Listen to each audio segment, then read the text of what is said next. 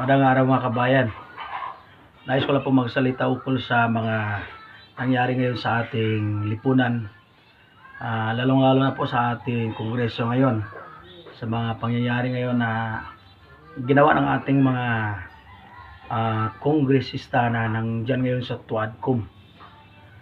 Alam nyo, kung nakita natin isang malaking paglabag ng karapatang pangtao sa ginawa nila sa Chief of Staff ng ating Vice Presidente, na talagang hinaras at talagang ginawa nila yung hindi tama para sa isang tao. Alam nyo mga kababayan, kailangan mamulat na tayo, no? Lalo na sa ating mga kapulisan dyan, sa ating mga military dyan. Mamulat tayo, lalo na sa taong bayan.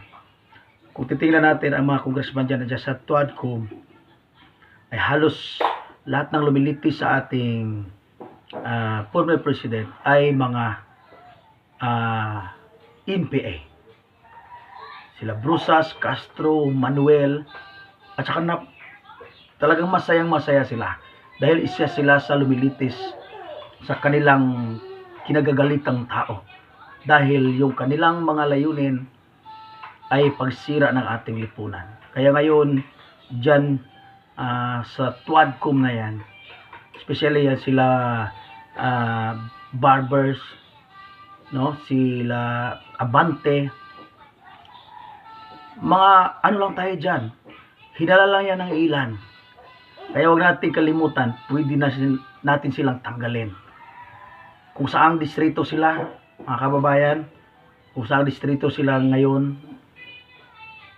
kayo nang bahala sa kanila, no? Kayong mga congressman na kung saan kayo, no? Buti na lang hindi kayo dito sa distrito namin, dahil kung congressman ka dito sa distrito namin, may kalalagyan ka sa mga taong bayan dito. Buti na lang, alam nyo na, yung mga nasa Tuadcom, lahat yan makakaliwa yan. Lahat yan makakaliwa. Hindi sila pwedeng mangharas ng tao dahil hindi sila yung hukom, no?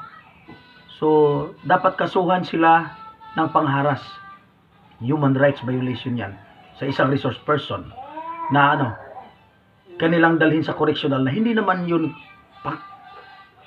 kriminal na lugar na yun.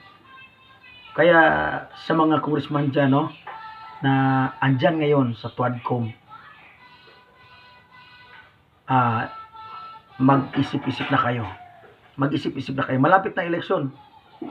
Malapit na eleksyon. Kakababayan, markahan nyo na itong mga pangalan na to ng mga congressman na to nandyan sa Tuadcom ngayon. Lahat yan, Makabayan Black, Bayan Muna, Kabataan Party List, Kababayan Pilipino. Markahan nyo na yan. Lahat ng party list na yan, markahan nyo na. Markahan na natin. Lahat ng lumilitis ngayon sa ating former president at sa ating vice president at sa kanyang mga tauhan, then ikis talaga, no?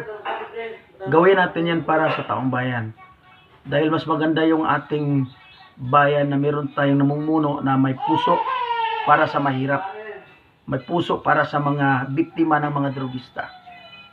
Saan bang EJK dyan? Ang EJK na sinasabi nung sobra sa ginagawa ng mga kapulisan, anong tawag doon sa mga pinatay ng mga NPA, pinatay ng mga adik, pinatay ng mga drogista? Hindi ba EJK yun? Kung pwede mag-alsa taong bayan, mag-alsa. Walang na to, nagkamali tayo. Nagkamali din ako. Isa akong supporters ni Marcos Jr. nung panahon. Isa akong nag-leader din ako dito. Pero wala. Yung continuation ng pagsugpo ng droga, wala. Kaya magising tayo, taong bayan, kapulisan dyan, military dyan, lahat ng mga grupo sa ahensya ng gobyerno na talagang hindi na po patas, dahil kayo po ang nasa batas. Kung nag-overlap yung mga congressman natin, hulihin nyo. Yung mga congressman dyan, hulihin nyo dyan. They are not the law. Under sila sa batas.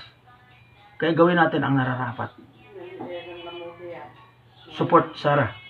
Support tayo sa gawaing makatao at makajus.